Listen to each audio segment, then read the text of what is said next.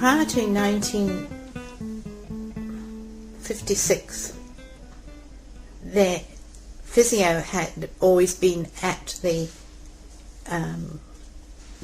baths over at what is now the museum at the bathhouse, and there were 2 or 3 physios who worked there. When Glen Park had been working at QE, she started the modern physiotherapy sessions, teaching these exercises, teaching routines, getting patients active, not just having them sit around in mud baths and things. Although there were 2 physios that I know of that still stayed at the bathhouse. One was Violet Burnett, the other was Tony Cole. And Glenn had organised this treatment regime and these special classes for hand exercises, foot exercises, and got them all printed out, so we gave them out as home programs.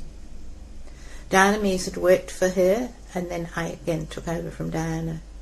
And in the meantime, the health department in its wisdom had decided that hydrotherapy should be built at QE. And the plans were there when I arrived at QE, and I was shown these secret plans, which they had planned. It was going to have been functioning and working by the early 1960s. So I had these plans hidden away in my cupboards, in my drawers, and they eventually decided that there was enough money and government was going to go ahead with this plan. The original idea had been to build a new physio department where now the hydrotherapy is, and put the hydrotherapy at where physio now is. But powers that be decided that that was not going to happen. It was going to be the other way round. The physio pool, which is and was and still is in the same place, is the old pool that we used, that was there from 1946, from the old government days when it was a rehab hospital. And they gradually built the hydrotherapy unit and the part between that outpatient entrance and going down towards the lake, that section. And at the same time they also knocked down the physiotherapy department. We worked just in the gym for a couple of years and made it, and they gradually built the physiotherapy department and put in these great high beams. And that was an interesting time, trying to find places where we could treat patients and exercise them and do all the usual things. And then we transport them by wheelchair round the outside and had a little entrance into the pool area through one of the change rooms, and we took them round the outside, out down the front door, down the ramp, round the pathway and in at the other end, and we used that to get them there for treatment. And of course patients were still going over to have their mud and Rachel baths over at the bathhouse.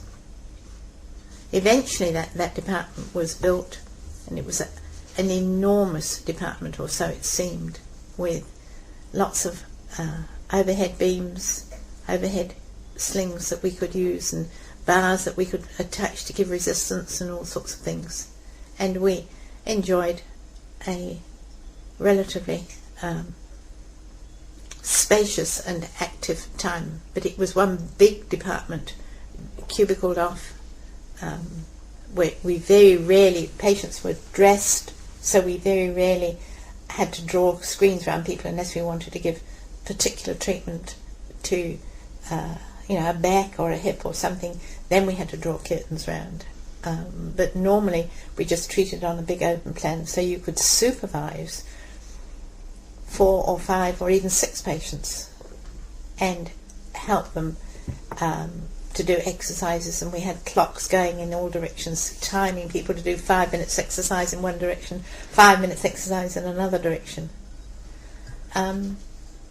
Those days, working on a big open plan and keeping records of what we did, we had a lot of aides, physio aides, and they were allowed to set up the treatments.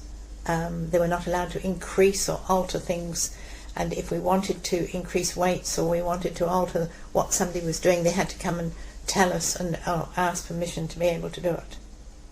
So if your mate was on a ward round, you could just go and look on the list and set up the exercise regime and set up the treatment program for that person, and any individual massage or individual manipulation or something like that, ultrasonics, was done to suit their time. But the patient arrived and got on with their exercises and worked according to the plan that you had organised. They lifted half a kilo weight or half a pound weight as it was in those days.